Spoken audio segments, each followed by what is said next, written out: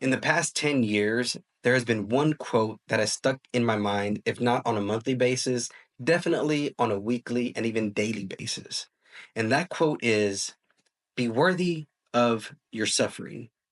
Now, in the past, I was never really the kind of person who would like to talk about my suffering and the things I went through because I always felt like that was a way that people would feel sorry for you or pity you. So I would rather boast on my accomplishments rather than my weaknesses. But most recently, I did a podcast with Mike McKim on his podcast, the Be Pause podcast, and I'll link that down below. But the podcast was pretty much formed out of Mike's desire to remember his son. His son passed away about a year or two ago in a car accident. And this podcast for him is a way to really cope with his death and find meaning in that. And it wasn't until I got on that podcast and opened up about my brother's death and a lot of the suffering I went through in my life that more and more people just either in person, Instagram, YouTube messages, whatever it is, have just been bombarded me with like, thank you for speaking up. Man, your story's great. Your story really motivated me. And so it really pushed me to even want to talk more about my hardships, about my sufferings, but not in a negative light, but in a positive light. And so what I ended up doing was just breaking this down into 5 steps that you can follow to be worthy of your suffering. And the first step is to find meaning in your suffering. Now, in a practical way, let me show you how I did this. I grew up without father in the home, like many other people, right? And for the longest time, I saw that as a negative. I saw that as a hindrance. I saw that as a reason to not be successful, to not be the man that I am today. And what ended up switching was just changing the perspective of not having a dad, right?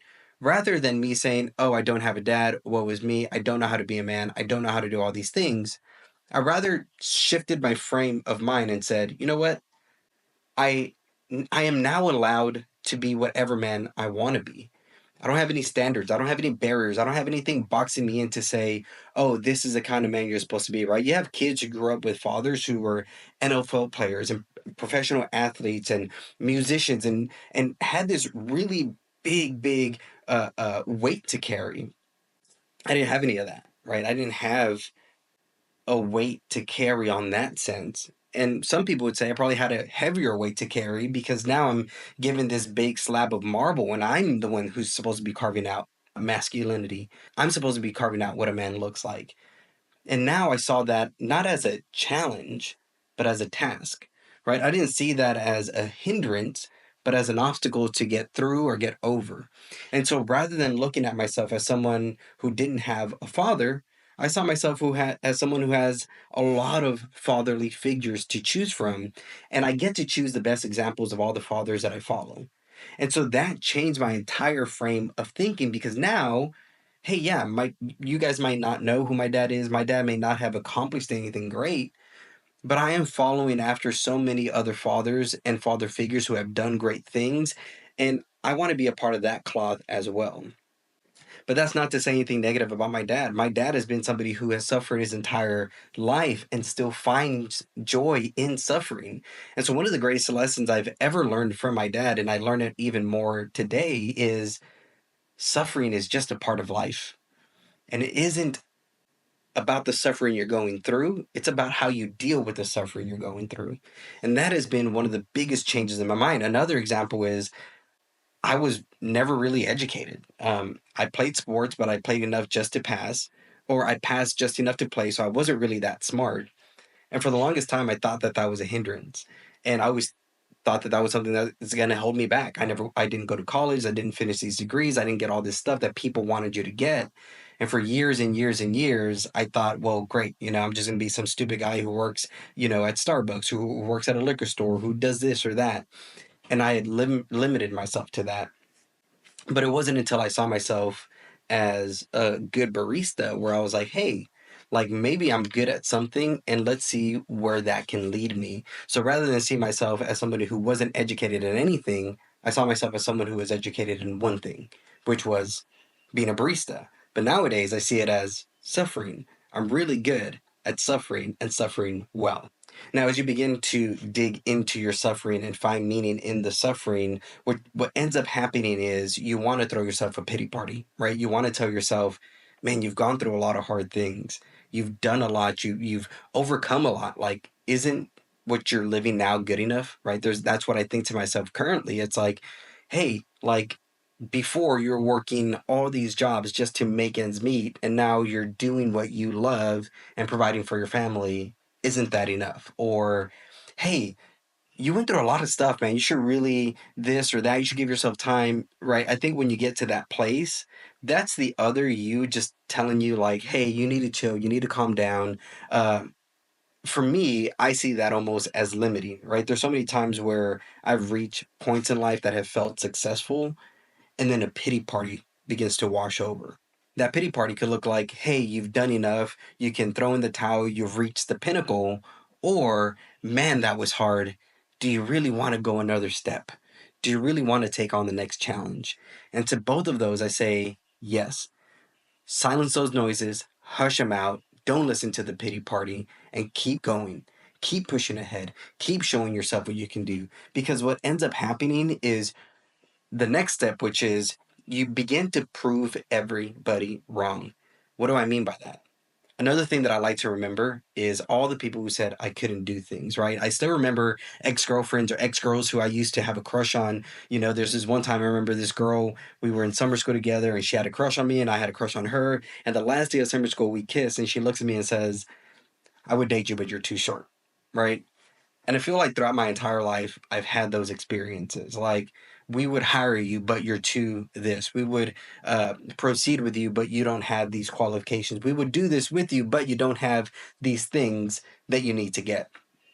And the thing that I always try to remember is like, okay, I'm going to prove you wrong. I'm going to show you that I can get there without any of the things that you asked me for. I'm going to show you that all these accolades and all these things that you look for are sometimes just things that people use to make themselves look better than they actually are.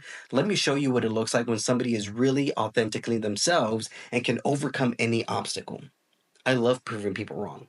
Sometimes to my detriment, right? Sometimes it isn't a good thing because it's a driving force that pushes me somewhere where maybe I shouldn't be, and then I got to dig myself out of that hole.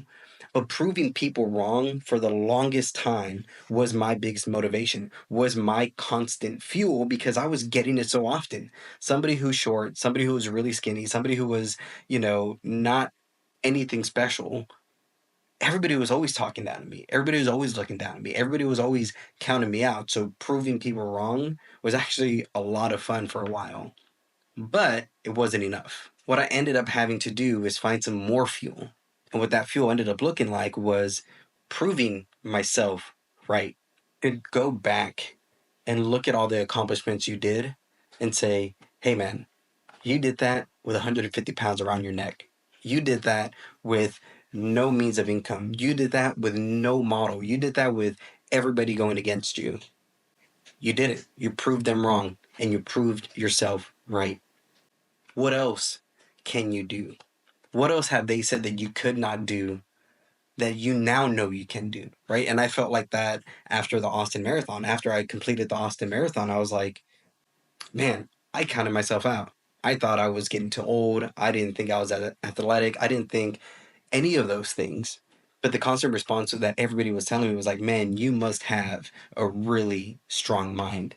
Your will must be incredible. And this is something everybody was telling me because I'm like, I wasn't in physical shape for this. I trained for 3 weeks, but my mind is the thing that got me through. And what was the thing I was thinking about in every mile? What was the thing I was thinking about when my legs were hurting, when my back was hurting, when my calves were hurting, when my feet were bleeding? What was the thing that I was thinking about even when I was on the couch in pain? Was all the people I'm going to tell, yeah, I ran a marathon with almost no training and I finished it. Those right there are the accomplishments I love. And so nowadays it isn't proving people wrong. It's proving myself right that is so much of my motivation. That's another reason why I like making these videos or I like to be so vocal about things because I know that once I say it out there and once I dictate it or once I put it out in the ether, now it's up to me to make it happen. Like, am I going to chase that goal, or is everybody going to look at me in the stands and be like, man, he ain't going to make it. I told you he wasn't going to make it. So I like to double down and bet on myself now because I know what I can do and I know what I can accomplish. And that has come from years and years and almost 2 decades of putting in the work of saying, like, hey, they didn't say you could do this, but you did it. Hey, they didn't say you could do this, but you did it. Hey, you didn't think you could do this, but you did it. Which comes to another point, and I've said this before in other videos, is sometimes people look at you way better than you look at yourself. And so sometimes I'll have to see myself through other people's lenses who think I'm way bigger, way stronger, way faster, way more successful than I actually am, to then be like, oh, if they see myself like this, I need to see myself like that as well. And so sometimes the people who are on your corner, your diehard fans, they may be cheering you on, not because they don't want to see you lose, but because they really want to see you win. And sharing that win with other people is what ends up compiling your success to be something memorable. So find people that you want to make proud. Find people that you want to make pat you on the back. And if you can't find anybody, then you be that person for yourself. Give yourself a pat on the back. Tell yourself how good you're doing. And if you don't have anybody and you can't do it yourself, then let me do it, right? You're doing a great job. You're working as hard as you can. You're putting in the time. You're putting in the effort. You're doing everything you know you should be doing to be successful. You're doing a great job. Don't fall now. Don't falter now. Don't stop digging now. Keep pushing forward. Keep going ahead. And the reason I want to talk about this topic today was because I just ended up remembering today that the strongest person in the gym can lift the heaviest weight, and the strongest person in life can lift the heaviest struggle. And I think as a Christian, this kind of fits into our way of living, into our theology, or into our practical life, because that's what the Bible tells us, right? Jesus had to attain the crown, but had to go through the cross, right? Like, success did not bypass suffering. Suffering was the means to that success, right? It even says in Hebrews that for the joy that was set before him, he endured the cross. And so Jesus was looking at what we would call victory, right? Attaining humanity, redeeming humanity. That was the victory. That was the joy. But to attain that, there had to be a lot of suffering. There had to be the crucifixion. There has to be the incarnation. There has to be the spitting on the face. There has to be the crown of thorns. There has to be the lashes on the back. There has to be the being betrayed by your friends. There has to be your mom not believing in you, your brothers not believing in you. There has to be all this adversity to get you to the crown. Because if there is an adversity to get you the crown, was the crown ever worth it? And that's the thing about suffering that we need to end up realizing, is suffering is given to us not as a hindrance, not as a weight to weigh us down. One of my favorite scriptures is when Paul talks about us being more than conquerors when we overcome our sin, right? Because our sin is meant to weigh us down, but if we use our sin to propel us up, then we're doing the opposite what that sin wanted us to do. Same thing with suffering. The world today wants our suffering to be the thing that brings us down, to make us sad, to make us depressed, to make us hate one another. But yet we need to use suffering to propel us up. Or one of the ways that I use suffering to do that is knowing, like, when I'm suffering, when I'm in the gym and I'm tired and I'm lifting the weights, or when I'm running my business, I'm doing everything I can to be successful, when I'm doing everything that I know I possibly can, and I'm struggling, and then I see other people, I tend to be a little bit more compassionate. I tend to be a little bit more kind, because I know how hard it is to get to your goals, into your dreams, into the things you want to accomplish. So when I see other people attempting to do that as well, maybe they're not doing it as hard as I am. Maybe they're not being as fervent as I am. But when I see them pushing as well, I tend to be a much more kind, much more loving, much more compassionate person, because I know how hard it is. And so rather than being the thing that holds you down, let me be the thing that helps you up. And so being worthy of your suffering really is being a person who doesn't take anything for granted. You look at your successes and you try to learn from them. You look at your failures and you try to learn from them. And then what you end up doing is sharing that knowledge with people. That makes you a more empathetic, more compassionate, more kind person. And so then what happens in your sufferings, the way you become worthy of them is because now you've earned your seat at the table. You have your scars, you have your stripes, you have your stories. Now go tell them. Until next time. Peace out.